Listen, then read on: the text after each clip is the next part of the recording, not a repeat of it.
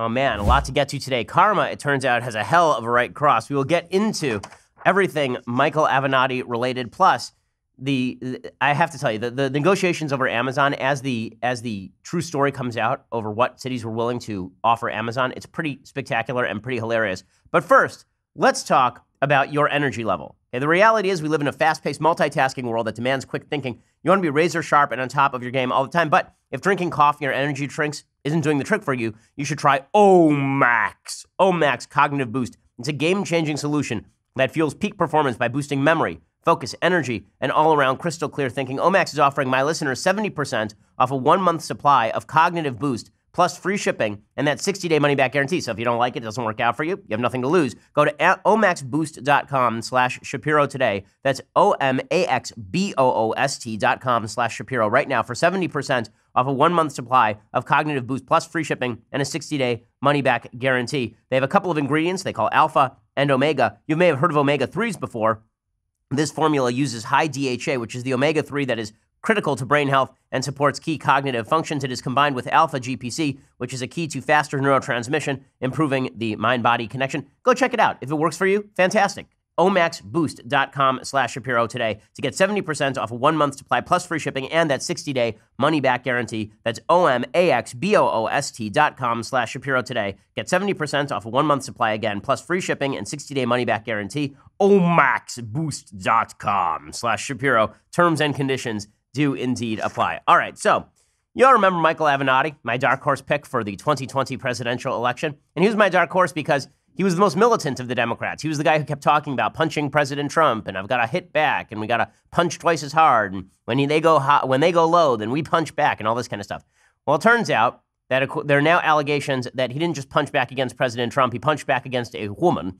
Here are the allegations, courtesy of KTLA. Michael Avenatti, who skyrocketed to fame as a critic of President Donald Trump and the lawyer for porn actress Stormy Daniels, was arrested on Wednesday and booked on a felony domestic violence charge, according to the LAPD. Now, you'll recall that Michael Avenatti is also the guy who trotted out Julie Swetnick to claim that Brett Kavanaugh had been involved in gang rape, that Brett Kavanaugh, who is now justice on the Supreme Court, had been involved in getting girls drunk or drugged at parties, and then he had involved himself in gang rape trains. And Michael Avenatti pushed all that out there, and Democrats jumped on it because Michael Avenatti is their friend. Michael Avenatti is somebody who says mean things about President Trump, and that's our only standard for good people now. If you say something mean about President Trump, this means inherently you're a good person. Well, in this case, it turns out that Michael Avenatti, the evidence isn't in, right? We don't know. We don't know. Presumption of innocence applies. Michael Avenatti, we don't know whether he's guilty or whether he is innocent in a court of law. But it's kind of ironic that a guy who suggested believe all women is now saying, well, don't believe this one over here with the black eye. The alleged victim in the case had visible injuries, according to Officer Tony Im, a police spokesman. Avenatti slammed the allegation as completely bogus and fabricated and meant to do harm to my reputation in a statement released by his law firm. Avenatti says he's mulling a 2020 presidential run. He posted $50,000 bail and was released about 4 hours after being arrested on the same block where he lives in a skyscraper apartment on Santa Monica Boulevard in Century City. Police didn't provide any details about the alleged victim, including that person's relationship to Avenatti. And here is what Avenatti had to say after being released on $50,000 bail. I have never struck a woman. I never will strike a woman. I have been an advocate for women's rights my entire career, and I'm going to continue to be an advocate. I am not going to be intimidated from stopping what I am doing. Believe all women, except that one, who I allegedly hit. Don't believe her. She's a liar. So this is all going very well for Michael Avenatti. Avenatti, by the way, is now, he says he'll be fully exonerated, and he suggested that the woman hit him first, apparently. This was apparently one of the suggestions. Stormy Daniels, who, of course, is the great feminist of our time, has released a statement on the incident saying these are serious and obviously very troubling allegations, but right now that is all they are, allegations. We should all reserve judgment until the investigation, an investigation Michael has said he welcomes, is complete. And that's what I'm going to do. Agree. But kind of weird coming from the same people who said that Brett Kavanaugh should be run out of town on a rail, lose his Supreme Court judgeship, lose his actual life, career, family, on the basis of unverified and unverifiable allegations and allegations that are now being investigated by the Senate Judiciary Committee for being false, probably, the Julie Swetnick allegations, which are now under like full investigation by the Senate. Apparently, this is according to TMZ. The alleged incident occurred Tuesday night, but there was another confrontation on Wednesday between the two at an exclusive apartment building in the Century City area of Los Angeles. Law enforcement sources say Avenatti was arrested Wednesday after a woman filed a felony domestic violence report. The TMZ folks were told her face was swollen and bruised with red marks on both cheeks. Security apparently, here's what TMZ says. We're told Wednesday afternoon the woman was on the sidewalk on her cell phone with sunglasses covering her eyes, sobbing and screaming on the phone. I can't believe you did this to me. I'm going to get a restraining order against you. We're told security brought her inside the building, took her upstairs, and Michael showed up 5 minutes later and ran into the building. He screamed repeatedly, "She hit me first." So that's great. "She hit me first," by the way, is not an actual defense to domestic violence allegations. He apparently then angrily added, "This is BS. This is effing BS." We're told he tried getting into the elevator, but security then denied him access. And then cops showed up and escorted Avenatti into a corner of the apartment lobby and spoke with him for 5 to 10 minutes before taking him into custody. A law enforcement source said on Tuesday that Avenatti kicked this woman out of the apartment, and that's when the alleged domestic violence occurred. And then she went back to the apartment on Wednesday to retrieve her belongings and called police to stand by in case things got heated. So good stuff all the way around. Avenatti, for his part, is now blaming Jacob Wohl. So all of the storylines are colliding. The writers of season 4 of Trump, and I will say this, they really know how to ratchet up the tension and bring back old storylines that we'd forgotten about, like Michael Avenatti and Brett Kavanaugh. Like, we were beyond those storylines. And then the writers were like, you know what? Let's bring that back. Let's bring that back. Like, whoa, good callback, writers. So Jacob Wohl, right? That was a story like 3 weeks ago. And we're like, okay, you know what? Let's see if we can somehow intertwine these strands and really build this thing to an epic conclusion for the second or third episode of season 4 of Trump, the show. So Michael Avenatti apparently is now blaming Jacob Wohl. Jacob Wohl, you'll recall, is a big Trump supporter who was recently implicated in accusations that he was attempting to falsely malign Robert Mueller, suggest that Robert Mueller was responsible for some sort of rape allegations, extramarital affairs, and Wohl had created this entire fake intelligence company apparatus that was gonna reveal the deep, dark truth about Robert Mueller. Well, now Avenatti is blaming Jacob Wohl. So this is kind of awesome. He says on Twitter, "First Mueller and now me. When we are fully exonerated, I am coming for you, Jacob Wohl, a.k.a. Surefire." So all of these strands are being brought back together once again. Surefire then retweeted a report about the case with an additional comment, "Surefire intelligence strikes again." So that's great. If it turns out that Jacob Wohl is behind a false allegation about Michael Avenatti, then we get to watch the world explode again. And then Michael Avenatti becomes a front runner again. So who the hell knows? Right? If it turns out that all this is false and Jacob Wohl made it up about Michael Avenatti, then Michael Avenatti shoots back to the top of the heap. That's how our presidential politics go these days. And there are a few lessons to be learned here. One, you know what's great in the United States? Due process and the presumption of innocence. Those things are awesome. And maybe Michael Avenatti and Democrats will learn a valuable lesson here, that regardless of your political leanings, it's good that we have a system that protects your innocence until you are proven guilty. Number 2, what the hell is going on? Maybe that's what we should learn. What is going on? Like, what? Lesson number 3, if a guy ever says believe all women, and he just spends all his time shouting believe all women, I would say that a certain amount of the time, those are the guys that you should trust the least with women. Because, honest to goodness, that is such a virtue signaling position that makes no sense in the real world, that it makes you suspicious of the person who says it in the first place. So, all of this is absolutely delightful, obviously. And by delightful, I mean garbage. But welcome to the world of Trump season 4. Obviously, this has nothing to do with President Trump. It's just that everything is crazy. Okay, meanwhile, I have to make a note on, it's kind of a tag note on this Amazon moving to New York and Washington, D.C. story, to Crystal City. This is pretty spectacular. So New York and Virginia collectively have offered more than $2 billion in tax credits, rebates, and other incentives to attract Amazon. And as I mentioned when I discussed Amazon yesterday and the day before, I said it's kind of ironic that Democrats have suddenly realized that if you lower taxes and allow people more freedom without regulation, that it attracts businesses. Suddenly they are saying this about Amazon. So it's okay to have low taxes for Amazon, but everybody else has to pay higher taxes. I do love this. So Governor Andrew Cuomo was asked about this because he's a Democrat. And a lot of Democrats were saying, Governor Cuomo, you say corporations are bad and they don't pay a high enough tax rate, and then you're giving all sorts of goodies to Amazon. So what's the deal, Governor Cuomo? So Governor Andrew Cuomo, who is in a running gun battle with his brother Chris Cuomo for dumbest Cuomo brother, He defended the deal. He argued that New York has to offer incentives because of its comparatively high taxes. No, you think? You think? Maybe your taxes are too high and that's why you have to offer special tax breaks to get businesses to move in? I love this. He says that the lack of self-awareness here is just tremendous. I love it so much. So here is what Governor Cuomo said. He said, quote, "It's not a level playing field to begin with. All things being equal, if we do nothing, they're going to Texas." Right. These are your policies, my friend. These are the policies that are... And if you're a business in New York, all you should do is now go over to de Blasio's office and go over to Cuomo's office and say, listen, we're investigating moving to Texas. How about you give us a tax break? And Cuomo will be like, well, we're not very competitive. Maybe we should give a tax break to that company. So this is what I urge every business in the city of New York to do. Go over to the offices of Andrew Cuomo right now and threaten to move to Texas. Get a P.O. box in Dallas or something. And then go over to de Blasio's office, hand him a groundhog and say to him, Mayor de Blasio, we're going to leave unless you give us some sort of tax breaks. And presumably the tax breaks will then be forthcoming. So pretty great stuff from the Democrats. Other great stuff from the Democrats with regard to Amazon. I do love this so much. So there are a bunch of cities that were trying to lure Amazon. And BuzzFeed News has sort of a rundown on what those cities were offering Amazon in order to lure them there for their second headquarters. I love it so much. I'm going to explain in just 1 second. But first, let's talk about how you manage your money.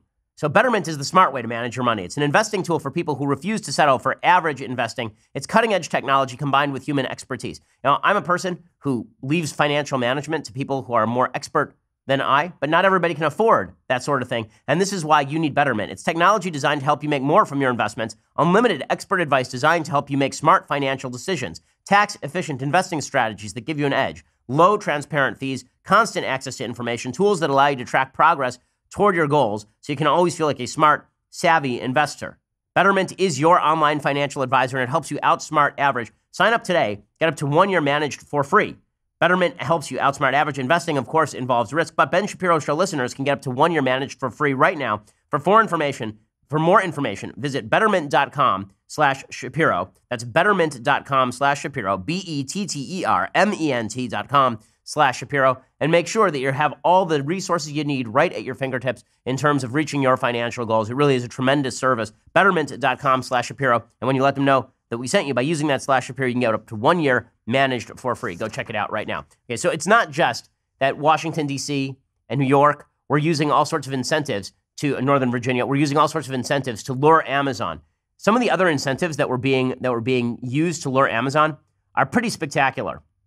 According to BuzzFeed News, cold cash wasn't the only thing local governments used to lure Amazon. They made other desperate overtures as well, including exclusive Amazon-only executive lounges at local airports, a personal appeal from William Shatner himself. I kid you not. Very weird. Oh, Amazon, come. We need you right here. Come on, now.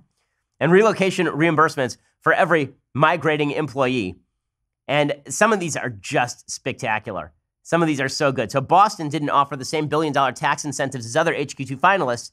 Instead, it hoped that its pool of top university talent would draw them. But they committed to $75 million in funding over 10 years to maintain home prices around the proposed 8 million square feet of development needed for HQ and $13 million in workforce training grants. So all these leftist cities happy to pay off big corporations to move into town. Chicago was happy to give $2.25 billion in incentives and potentially more, half of that offered in the form of tax credits, $400 million allocated to infrastructure spending. Apparently, it was Chicago that enlisted William Shatner to narrate its proposal video. Come to Chicago. Okay, this is my favorite one. Okay, really, this is my favorite one. I love it. Columbus, Ohio, we're speaking at The Ohio State University. They created a 1,300-page pitch for Amazon. They offered nearly $500 million. They granted Amazon a 15-year, 100% property tax abatement, which means they wouldn't have to pay any property taxes. They also offered a 15-year, 35% income tax refund, which is up to $50 million annually. But here is the best part. This is so good. City officials vowed to create a task force to prevent what Columbus refers to as an unacceptable murder rate. Okay, again, Columbus said that they would start investigating murders to lure Amazon to Columbus. So before Amazon was going to come to Columbus, the city council in Columbus was like, you know what? And the mayor was like, you know what? people getting killed in our, whatever. You know, we have an unacceptably high murder rate, people shooting. Yeah, no biggie. Amazon's coming. Oh, you know what, guys? Maybe we should crack down on the murder here. Maybe we should crack down on the murder. So 3 cheers for capitalism, finally getting democratic cities to acknowledge that murder is bad. Right, all it took was a little bit of capitalist ingenuity to get Columbus to acknowledge they may have a murder problem in their own city. So well done, Democrats, who it turns out when you want jobs in your city, you actually have to lower the murder rate in your city. So all of this is pretty wonderful. Okay, meanwhile, there's a big argument that is broken out between right and left over voter fraud. So the right is looking at Florida and saying, look at the people in Florida. Look at the election officials in Florida. They're obviously not abiding by the law. They're obviously attempting to do something. Is it voter fraud? We don't know, right? Here's the responsible take on what's happening down in Florida.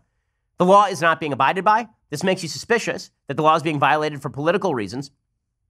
We don't know how many ballots have been counted that are illegal.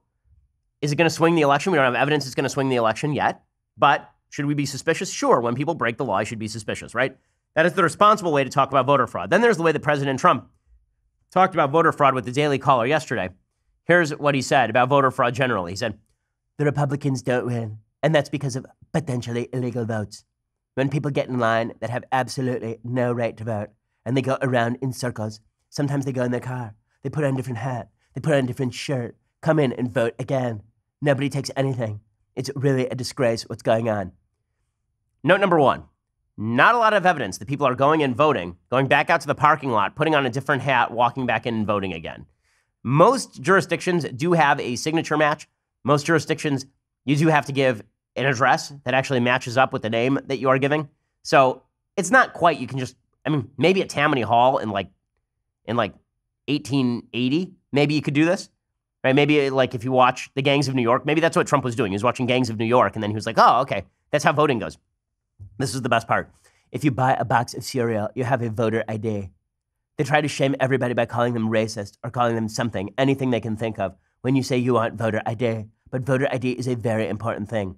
Now, I don't know what sort of cereal President Trump is buying. I don't believe you actually have to have ID to buy cereal. That's an interesting take. It's a hot take. Okay, I guess. You need voter ID to buy cereal? Okay, maybe the Frosted Flakes, or he has, I don't know what they're frosted with, but things are wild over there. Well, all of this has driven the Democrats to say, oh, look at Trump. He's talking about voter fraud. He's undermining our elections. We saw this from Nate Silver over at 538. Nate Silver put out a tweet saying, Trump is undermining electoral integrity. Look at him talking about voter fraud. This is just what we feared, that if he lost an election, he would say that it was a stolen election. As I said a few days ago, guys, you have been saying since 2016 that Donald Trump won in 2016 because of the Russians. So we can start with that. But it's not just that, right? Republicans, Martha McSally in Arizona, there was a very close election in Arizona. It involved a recount. She lost the recount. You know what she did? She said, oh, I lost the recount. I guess I'll go home now. I'll go back to my slot in the House of Representatives. Republicans, when they lose elections generally in recounts, don't protest those elections. It's Democrats who are going around literally saying, not just implying with voter ID and cereal, but literally going around and suggesting that when they lose an election, it is absolutely due to voter fraud. And it's every major Democrat now who wants to run for president. So Sherrod Brown, who's a senator from Ohio, he's kind of Captain Rumple. You know, that's his shtick, is that he walks around looking like Martin Sheen in Wall Street. I came from a union house, and that's what I'm doing here. So Sherrod Brown, who wants to run for president, just won his latest race in Ohio. And he says if Stacey Abrams, who is the Democratic candidate for governor of Georgia and who's going to lose fair and square to Brian Kemp in Georgia, if she loses, it's because the election was stolen. I'm not hearing the same whining from Nate Silver about the undermining of our electoral integrity when Sherrod Brown openly says that if Stacey Abrams loses in Georgia, it was stolen. If Stacey Abrams doesn't win in Georgia, they stole it. It's clear. It's clear. And I say that publicly, it's clear. What they're trying to do in Florida to the gubernatorial candidate and to the Senate candidate running for re-election. What they tried to do in Ohio with some success by voter purging. What they did in Georgia when they shut down rural precincts that were predominantly African Americans, where many people simply don't have transportation to get to the polls. Okay, this is irresponsible and it's a lie. There was no attempt to shut down rural precincts in Georgia. there were some malfunctions of machines in Georgia, which were pretty quickly rectified. So Sherrod Brown, and he's speaking of the National Action Network. So this is obviously his attempt to reach out to the African-American base and suggest that they are being unduly barred from elections, which is just nonsense. In fact, in Georgia, the black population, again, in this particular election, outvoted its percentage of the normal population in terms of overall electoral percentage, is my understanding. And it's not just Sherrod Brown. It's not just Sherrod Brown. It's other mainstream Democrats who are dropping this sort of crap on a regular basis now. We're going to get into more of that in just 1 second. First, let's talk about how you mail your packages. So these days, you can get practically everything on demand. But if you need stamps, you still have to go to the post office when the post office is open. You may have to wait in line. Well, you may love the post office, but you know it's easier? Being at home and getting all of the wonderful services of the post office right from your desk 24/7 when it's convenient for you. You can buy and print official U.S. postage for any letter, any package using your own computer and printer. The mail carrier just picks it up. You click, print, mail, you're done. Could not be easier. We use Stamps.com here at the Daily Wire offices to ensure that we can get our mail out on time. We use exact postage. And right now, when you use promo code Shapiro, you get a special offer. $55 of free postage, a digital scale, and a 4-week trial. Go to Stamps.com before you do anything else. There's a radio microphone at the top of the homepage. You can type in promo code Shapiro. So go there, Stamps.com, enter promo code Shapiro. When you do, you get that special deal, up to $55 of free postage, a digital scale, and a 4-week trial. Again, Stamps.com, enter promo code Shapiro for that special deal. Go check it out right now. Okay, so it's not just Sherrod Brown who wants to run for president doing this. Hillary Clinton is doing this, which says to me that maybe she wants to run for president again. Honestly, she is not. Normally, when a presidential candidate loses, suddenly they become a lot more honest. Right? Suddenly they become a lot more honest. They tell you all the things that were really on their mind, what they really thought about things. But Hillary Clinton is acting like she's pandering to the radical base. So I love this. Hillary Clinton, who was saying before the election, if Trump loses, he's going to say it was stolen. Now she's saying that Stacey Abrams would have won if it weren't for voter suppression. So basically, you have the left claiming voter suppression. There's virtually no evidence of voter suppression, like active voter suppression, attempts to keep legally registered people from voting across the country. There's no evidence of this. All the attempts to suggest that voter ID represents voter suppression is absolute nonsense. Again, you do have ID not to buy cereal, but to buy alcohol, to buy cigarettes. We use ID every time we are, I mean, when I use my credit card, half the time I have to show photo ID. Okay, the idea that voter ID is somehow a bar to black people voting is belied by every statistic from 2008 and 2012 and 2018, okay, and 2016 as well. People vote because they want to vote. Okay, and if you don't want to vote, you don't vote. But how many people are being rejected from the polls because of voter ID? The answer is none. Okay, the Democrats have shown no evidence that voter suppression has resulted in lower black turnout, for example. Black turnout in 2012 was wildly outsized in states like Ohio, which is why Ohio went for President Obama. On the left, they like to say voter suppression. On the right, they like to say voter fraud. So the right is worried about people illegally voting. The left is worried about legal people not being able to vote. Neither of those things is really happening at a rapid rate. Okay, the idea that there are lots and lots and lots of illegal votes out there, there's not a lot of evidence to support that. There's also not a lot of evidence to support the idea that legally registered people are being barred from the polls. That's a bunch of nonsense too. But you never hear the same outcry from people in the media about Hillary Clinton openly saying that if a Democrat loses in Georgia, the election was stolen. Doesn't that undermine electoral integrity a lot more than Donald Trump talking about using voter ID to buy cereal? Like, we all know Trump says stuff, but when Democrats, mainstream Democrats, say that elections have been lost due to voter suppression, that does undermine electoral integrity. I know Stacey well. She was one of my really strong surrogates in the campaign. If she'd had a fair election, she already would have won. And what nonsense. If she would have had a fair election, she would have won. What made the election unfair? All the Democrats' attempts to talk about voter suppression because Brian Kemp, who is the Secretary of State in Georgia, now the future governor of Georgia, was purging the voter rolls of people who were dead or who had changed addresses. Okay, that is not voter suppression. And then it was Chuck Schumer, right? Chuck Schumer says, well, Bill Nelson, who's the current senator in Florida, who's about to lose his seat to Rick Scott in a fair and square election. They're having a recount. Scott's going to have too big a margin for Nelson to make up. That's not stopping Schumer from saying that Nelson is going to win and that if the votes are fairly counted, Nelson will win. Again, the idea here is if my side loses, they cheated. And wherever that's coming from, that is not good for the feeling of electoral integrity in the United States. I believe he's won a majority of the votes. And as long as they're counted, he will continue being senator from Florida. President Trump and Governor Scott have just lied. They've said there's fraud when their own Republican officials in Florida have said there's no fraud. They're trying to shut down the election because they're afraid of the consequences if they don't. This is such crap. It's such nonsense. It's not true. Senator Rubio has said over and over and over, people are violating election law. They are in Florida. Okay, the Broward County election officials, they keep saying they can't meet deadlines. Alex Seitzwald, who reports for NBC News, was down there yesterday. He was tweeting pictures of what's going on at the election headquarters for Broward County. The answer is nothing. Literally nothing. So they're saying they can't meet deadlines. At the same time, they're not even attempting to comply with deadlines. Okay, there is nothing wrong with saying, why in the world won't you guys just do your damn job and count the ballots how you're supposed to do under Florida law? Like, we do have laws governing this stuff. That doesn't mean that fraud is going to overturn an election. It does mean that if you are making no attempt to comply with the law, I'm a little suspicious of you. And I have a reason to be a little suspicious of you. All of this, however, ties into a broader attempt by Democrats to drive out the black vote in 2020. That's really what this is about. By claiming that there are a bunch of white folks who are trying to suppress black votes, this is why Democrats are doing this.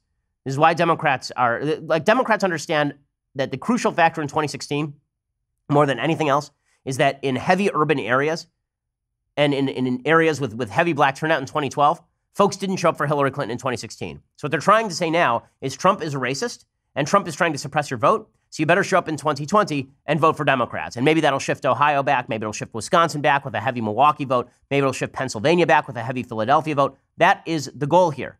They're trying to rebuild the intersectional coalition. Now, President Trump is fighting back against that in a couple of ways. One way that he's fighting back against that is with criminal justice reform. So he has pursued criminal justice reform in what I think is a pretty obvious attempt to win support in minority communities, because the idea here is that our criminal justice system cracks down on minorities too heavily, even though there's not a lot of evidence of systemic racism in the criminal justice system. It is true that the laws do hit black folks disproportionately because black folks are disproportionately involved in, for example, marijuana distribution crimes, for example. Here is President Trump talking about criminal justice reform yesterday, which he has embraced, which is really interesting because 5 minutes ago, he was suggesting death penalty for drug dealers. Here he is basically saying, well, maybe we ought to just let a bunch of people out of prison if they are, in fact, engaged in drug crimes.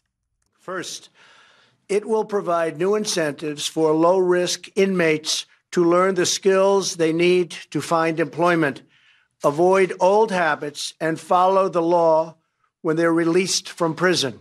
That reduce their chances of recidivism and, in other words, reduce their chances of going back to prison.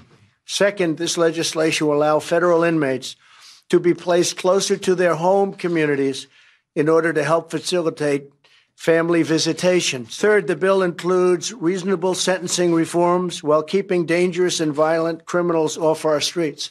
Among other changes, it rolls back some of the provisions of the Clinton crime law that disproportionately harmed the African American community.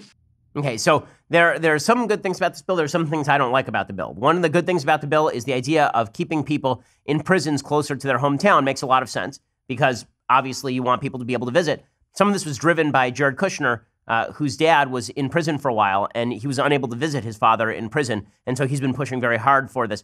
Some other parts of the bill, as far as reducing federal mandatory minimums, for example, on certain crimes, that's a lot more unpopular among members of the Republican base. But there's no question Trump is trying to reach out to minority communities with this. I mean, that's why even in that shot of Trump right there where he's talking, you can see in the background there are a lot of brown and black faces, specifically because this is a political attempt by President Trump to reach out to those crowds, just in a purely boiled down political manner. In a second, I want to talk a little bit more about criminal justice reform, and then I want to talk about what Democrats are doing to try and label Trump racist. Anyway, first, let's talk about your Second Amendment rights. When the founders crafted the Constitution, the first thing they did was make sacred the rights of the individual to share ideas without limitation by the government. The second thing they did was enshrine a right to allow you to protect those rights. This would be the Second Amendment.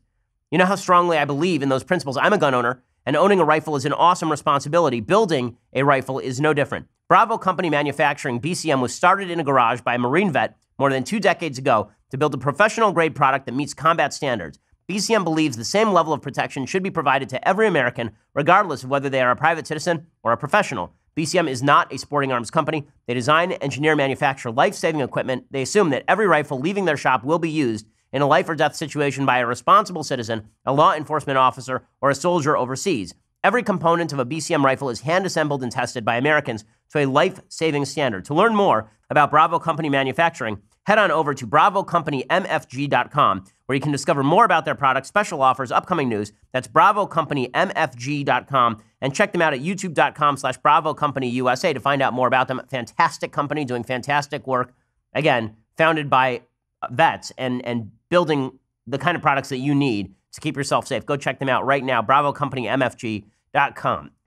So we have a little bit more on criminal justice reform and also the Democrats' push in 2020 for minority votes. But first, you're going to have to go over to DailyWire.com. For $9.99 a month, get the rest of this show live, get the rest of Andrew Klavan's show live, the rest of Michael Knowles' show live. When you get all of those, you also, if you get the annual subscription for $99 a year, you get this, the very greatest in beverage vessels. I have used its cloaking device. We always use it on the road. The Leftist Tears hot or cold tumbler. Go check it out right now. Also, subscribe over at YouTube or iTunes. Make sure that you have access to our Sunday special. This week, it's Stephen Harper, the former Prime Minister of Canada. It's a really interesting conversation about the differences between libertarianism and conservatism and how much the government should be involved in the economy and a lot of other really good stuff. Go check that out right now. We are the largest, fastest growing conservative podcast in the nation.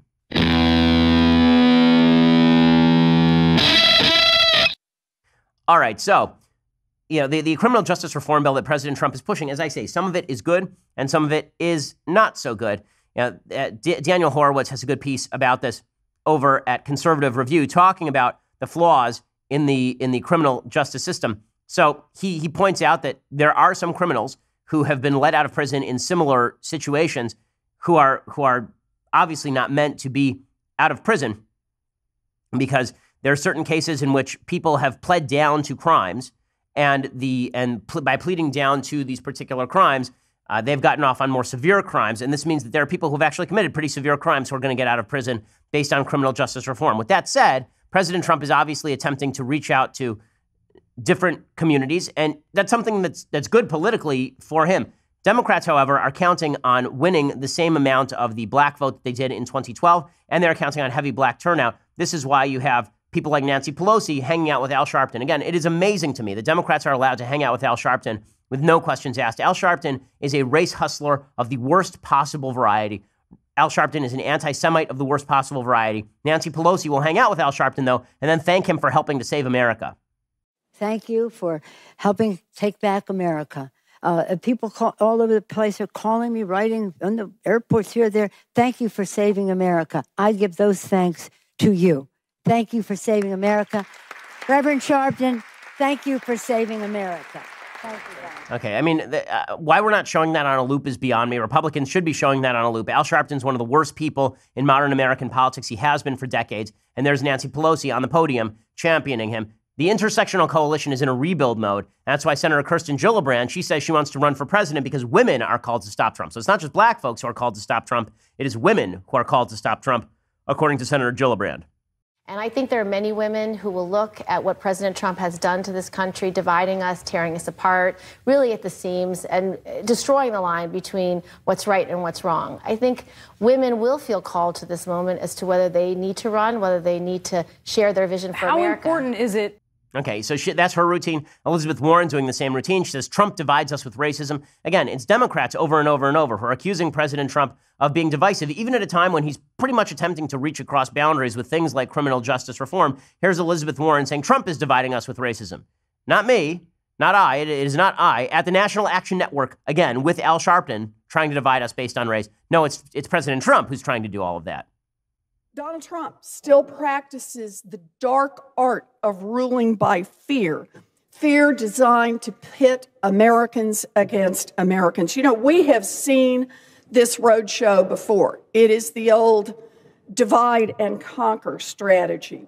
Hate and racism have divided America for a very long time. Okay, the divide and conquer strategy that's actually being employed is being employed by everyone, but it's being employed more by the left as a mainstream tactic than the right. Now, I've criticized the reactionary right when I think they're engaging in identity politics. I don't like that sort of thing. But the Democrats have made it a main part of their platform, and they are making it even more of a main part of their platform. This is where Democrats could be making a mistake, really, electorally speaking. Democrats did well with suburbia this year because they seemed less threatening than President Trump. But if they continue with this routine, this intersectional coalition routine, this identity politics routine, black people, you should hate Trump because he's a racist. Women, you should hate Trump because he's a sexist. And Hispanics, you should hate Trump because he's a racist. You do this too often, and then you suggest that all of Trump's supporters are racist, and there is, in fact, blowback. So when Sherrod Brown, whose main appeal in Ohio is that he is considered a blue-collar moderate reaching out to rural whites, when he says that he's running for president to stop President Trump's hate speech giving license to racist violence, I'm not sure how he thinks that's actually going to help him win states like Ohio. I mean, a lot of my colleagues have thought about wanting to be president for a long time, and I really haven't until this election. I mean, people have asked me. I've thought a little bit about it because I'm like you are, Chris. I'm worried about my country. I'm worried about long-time young federal judges that he puts on the bench. I'm worried long-term about climate change. I'm worried about the hate speech coming out of the White House, and that's given license for people to engage in racist or worse, racist rhetoric or worse, or anti-Semitic rhetoric or worse. Okay, they're doubling down on stupid. All they have to do is run against President Trump on the basis that they are more moderate than President Trump, that he's too extreme. Instead, they're running on the basis that President Trump is a racist, sexist, bigot, homophobe. All of his followers are racist, sexist, bigot, homophobes. This is not the way you're going to win back Pennsylvania, Michigan, or Ohio. And yet, this is exactly what Democrats are doing on a routine basis right now, which is really dumb. Again, all Democrats have to do is say that President Trump overstates his case. There are serious problems in the country, and we have to deal with them rationally, but President Trump is not a rational person. Like, I don't want to give Democrats electoral advice because I would prefer them to lose, but the campaign that they're running right now is bad for the country. The campaign that suggests that everybody has to be broken down by race and class in separate groups to oppose President Trump, it's pretty ugly, ugly stuff. And meanwhile, the news is that hundreds of migrants in the caravan traveling from Central America have begun arriving in the northern Mexico border city of Tijuana, setting up a potential confrontation with American authorities. We're going to give you the update on that in just a second. So the migrants are arriving in this caravan. They've arrived in Tijuana, and it marks the end of one struggle, according to the New York Times, making it safely across the U.S. border. It signaled the start of another to get across that border, something President Trump has promised to impede, even for those seeking asylum. A few of the migrants were trying to figure out how to get appointments with American border officials to present their case for sanctuary, but many of them were trying to figure out what to do now. Were they going to try and seek sanctuary, try to cross illegally, or remain in Mexico? There was video of some of these folks trying to hop the fence from Tijuana into the San Diego area. Here is what that looked like.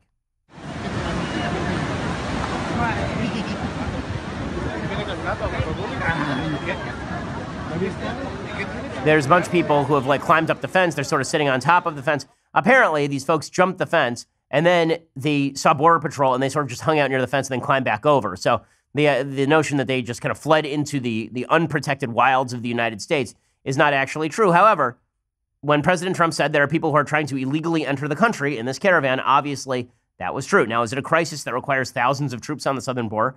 I don't think so. But by the same token, the notion that these folks are just coming here to abide by the law, there's not a lot of evidence of that either. Some of them are, and some of them aren't. Authorities in Tijuana said they expected between 1,500 and 2,000 migrants associated with the caravan to arrive by the end of the day on Thursday, with many hundreds more showing up throughout the rest of the week. That influx could possibly overwhelm the city's resources. Another 2,400 migrants associated with two other separate caravans were in Mexico City on Wednesday, according to the president of that city's Human Rights Commission, and they are staying in a vast temporary shelter set up in a sports stadium. You do have to ask why it is that the Mexican government is helping to bring these folks to the American border. Like, if the Mexican government wants to help these folks out, it could just give them residency. It's not going to do that. They're obviously moving folks to America's southern border, and that is not the mark of a government that wants to work smoothly with that of the United States. Now, President Trump is right to be worried about illegal immigration, and he's not wrong to suggest that we have to vet the people coming in across the southern border. However, they are not a critical threat to America's national security, because we do have people at the southern border right now. And also, when Democrats deny that illegal immigration is a problem, they're wrong too, right? That also is not accurate.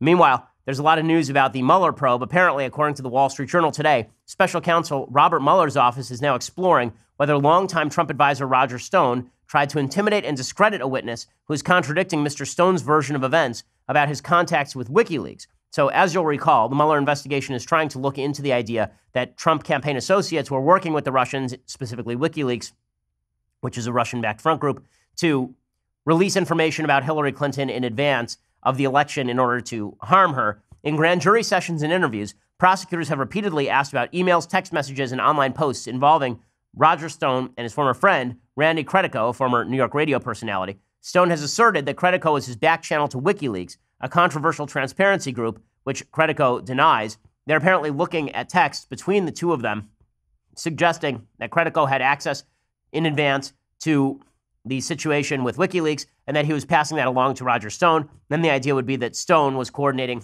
with the Trump campaign. So you have to connect a lot of dots to get to President Trump here. Mr. Mueller's team is examining whether Stone, along with several other pro-Trump activists, knew in advance about WikiLeaks' release of Democrat emails in the 2016 campaign, according to people familiar with the matter. And then the question becomes, who is Roger Stone talking to on the other end with regard to the Trump campaign? President Trump is obviously agitated about all of this. He was tweeting out earlier today about how angry he is at the Mueller report. And the fact is that, I don't know how worried he should be at this point.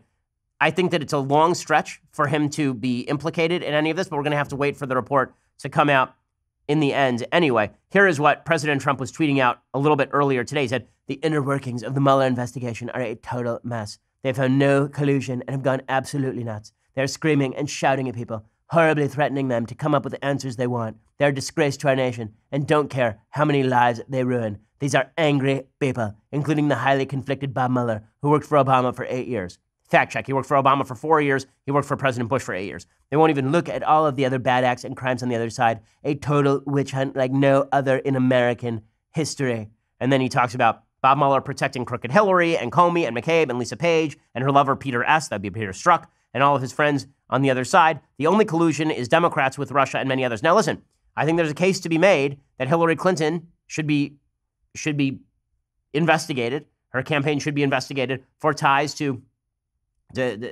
including the Fusion GPS tie to the Russian collusion dossier and all the rest of it. But we're going to have to wait to see what comes out in this report before we can actually make a judgment. I'm not going to prejudge evidence that has not actually been released at this point. Okay, time for some things I like and then some things that I hate. So things I like, as you know, I'm a big baseball fan. I've been getting into a book by Joe Torre, or really about Joe Torre, called The Yankee Years, written with Tom Verducci. And it's really a fun read. It's all about Joe Torre's tenure as manager of the Yankees, beginning in 1996 and stretching for more than a decade, and how he had to deal with Steinbrenner and how he had to deal with his own team. Again, if you're into baseball and you like baseball books, then this is a good book for you. The Yankee Years by Joe Torre and Tom Verducci. Go check it out right now. It's a lot of fun. You know, one more thing that I like that I forgot. We are going to be recognized by the National Radio Hall of Fame today as the up-and-comer, as one to watch. They're giving us an award. So we thank them for that. That's very kind of them. So that's a fun thing. So I will have a trophy for the first time since I won a spelling bee back in 3rd grade, I guess, if there's a trophy that comes along with this, which I hope there is. I mean, come on. What fun is an award if there's no trophy? So that's pretty cool. The National Radio Hall of Fame pointing out the obvious there, which is that we are ones to watch. So that's kind of fun. Okay, back to things that I hate real fast. So I do love Bill de Blasio. So Bill de Blasio, who just offered the store, I mean, really the store, to Amazon. He said, well, if Amazon comes here, they have to understand that they live by our values. You mean the communist values that you waived when you gave them a bunch of tax breaks to bring them to Queens? Those values? Here's Mayor Bill de Blasio, an idiot. Amazon understood that if you're going to come to New York City, you have to live with our values. And in the end, what we're going to see is not only a vast number of jobs, it's by far the biggest number of new jobs this city has ever seen. I mean, I don't even know what that means. They have to live by our values? Like, what does that even mean, they have to live by our values? Like, what do they think, that Amazon was going to come in and start rounding up all the gays or something? Like, what exactly are they is de Blasio trying to imply? What he's really trying to do is cover his own ass, because the reality is that he, like all other Democrats, is willing to offer the store to a business that can help prop up his failing regime in New York. I mean, it's really that simple. Okay, meanwhile, one other thing that I don't like. So President Trump did an interview with the Daily Caller, and in that interview, he went after Antifa. Now, I am no friend of Antifa, because Antifa legitimately targets me, and they've been doing so for quite a while, right? They did so at Berkeley. They did so at Ohio State University the other night. Well, President Trump talked about Antifa, and here's what he said. He said, these people, like the Antifa, they better hope the opposition to Antifa decides not to mobilize, because if they do, they're much tougher, much stronger, potentially much more violent, and Antifa's going to be in big trouble. But so far, they haven't done that, and that's a good thing. Okay, the reason that that's not good is because you actually do not want groups mobilizing in the civilian area in opposition to Antifa to pursue violence against other people. This is why the government has a monopoly on legitimate use of force, except in self-defense. You actually don't want, like we've seen brawls between Antifa and other groups in Portland. We've seen it in Berkeley. What would be better is if law enforcement were to do its job. And then President Trump talked about how it was law enforcement that was going to oppose Antifa, but the law enforcement was getting very angry. Well, again, law enforcement's anger should not be the standard. Law enforcement is there to enforce the law. None of this is particularly good. None of it takes down the temperature at all, even though, again, I hate Antifa, and I think President Trump speaking out against Antifa is really a worthwhile thing. And a little bit of measured language here would be useful if we want to take down the temperature a little bit. Okay, well, we'll be back here tomorrow. We will have the mailbag. So send in all of your questions, become a subscriber so I will answer them for you. And check that out right now over at dailywire.com. We'll be back here tomorrow. I'm Ben Shapiro. This is The Ben Shapiro Show. The Ben Shapiro Show is produced by Senya Villarreal, executive producer Jeremy Boring, senior producer Jonathan Hay. Our supervising producer is Mathis Glover, and our technical producer is Austin Stevens. Edited by Alex Zingaro. Audio is mixed by Mike Caramina. Hair and makeup,